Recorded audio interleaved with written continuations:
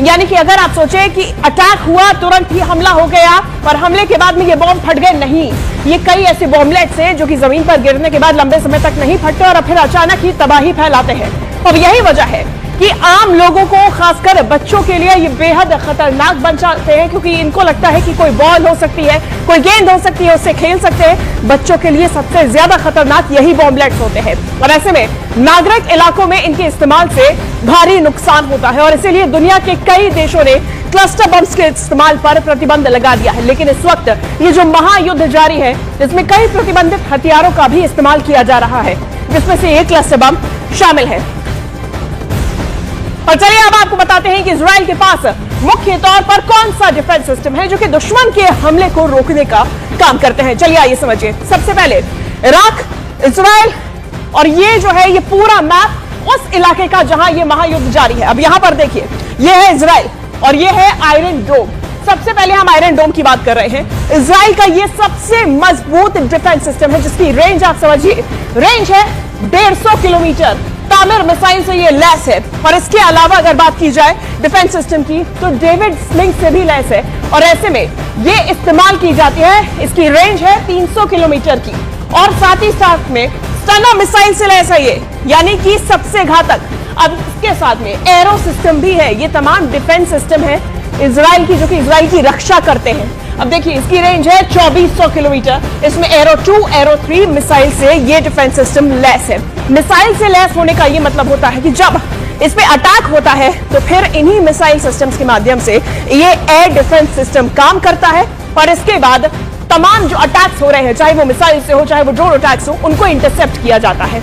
अब ऐसे में इजराइल को आप देखिए, ये जो आपको हम 3 सर्कल्स दिखा रहे हैं, ये है इजराइल का डिफेंस सिस्टम। अब ऐसे में ईरान इजराइल युद्ध का आज 11वां दिन है और ऐसे में इजराइल के तेल अवीव में धमाकों की आवाज गूंज रही है और तेल अवीव में तबाही का मंजर साफ देखा जा सकता है। तेल अवीव से न्यूज़ 18 इंडिया के रिफत अब्दुल्ला की वर्ल्ड एक्सक्लूसिव रिपोर्ट आप देखिए।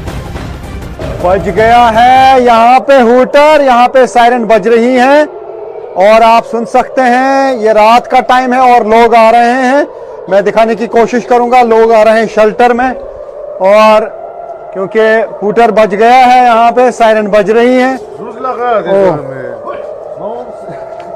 तो ये आप देख सकते हैं लोग आ रहे हैं शेल्टर में। अब देखना होगा कि कहाँ से अटैक हो रहा है, तो ये शेल्टर में जा रहे हैं।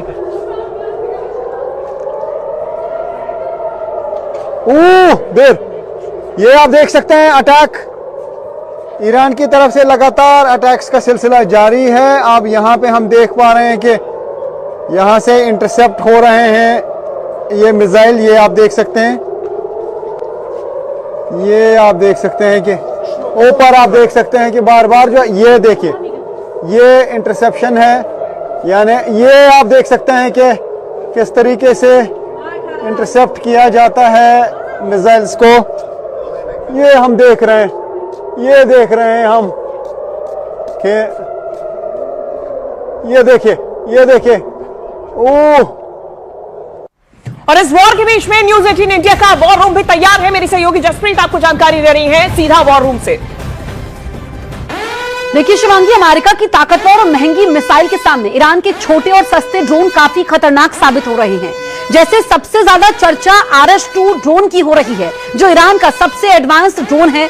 RS-2 की रेंज की अगर हम बात करें तो ये 1500 से 2000 किलोमीटर तक है, यानी सबसे लंबी रेंज वाले ड्रोन में से एक। ये ड्रोन अपने साथ 150 किलोग्राम वॉरहेड ले जा सकता है। 450 किलोमीटर प्रति घंटे की रफ्तार से दुश्मन के ठिकानों को नेस्तनाबूद कर सकता है। और देखिए अमेरिका की ताकतवर और महंगी मिसाइल्स के सामने ईरान के छोटे और सस्ते ड्रोन्स काफी खतरनाक साबित हो रहे हैं और ऐसे में सबसे ज्यादा चर्चा कई ड्रोन्स की जा रही है। क्लस्टर बम के बारे में हमने जानकारी दी थी और क्लस्टर बम का असर सिर्फ एक धमाके तक सीमित नहीं रहता है, बल्कि इसकी तबाही जो है वो कई स्तरों पर फैलती है। जब ये बम फटते हैं तो सबसे पहले तेज धमाकों की शॉकवेव आसपास मौजूद लोगों के शरीर को गंभीर नुकसान पहुंचाती है। इसके साथ ही बम के भीतर भरे धातु के सैकड़ों तेज टुकड़े चारों ओर फैल जाते हैं, जो कि दूर तक लोगों को घायल कर सकते हैं। क्लस्टर बम की सबसे बड़ी खतरनाक बात यह है कि एक ही हमले में कई जगहों पर एक साथ धमाके होते हैं, जिससे बड़ा इलाका प्रभावित होता है। और ऐसे में इतना ही नहीं, हमले के बाद भी यह खतरा खत्म नहीं होता। कई बार खेत, सड़क, आसपास, घरों के आसपास ऐसे विस्फोट लंबे समय तक पड़े रहते हैं। ये जो विस्फोटक है ये पड़े रहते हैं और इसकी वजह से आम लोगों की जिंदगी लगातार खतरे में बनी रहती है, क्योंकि ये कभी भी फट सकते हैं और ऐसे में लोगों को खतरा बना रहता है। ये खतरा खत्म नहीं होता है और इसीलिए ये क्लस्टर बम्स बेहद खतरनाक माने जाते हैं और जिनका अब इस्तेमाल ईरान की तरफ से किया जा रहा है। और बताया जाता है कि क्लस्टर बम पारंपरिक बमों से कहीं ज्यादा खतरनाक होते हैं। ऐसा क्यों कह रहे हैं, चलिए आपको हम समझाते हैं कि ये इन बॉम्बलेट से खतरा क्यों है।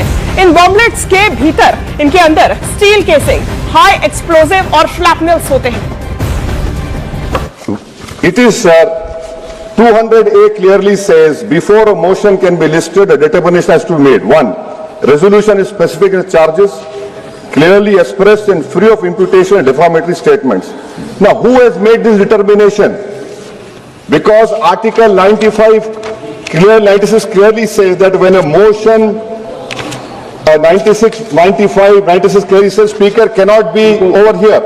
My question to the House is, who has made the determination? Because the Supreme Court in Nabam Rabia has clearly said that a Speaker against whom a notice of removal has been given cannot exercise adjudicatory powers in proceedings connected with the removal.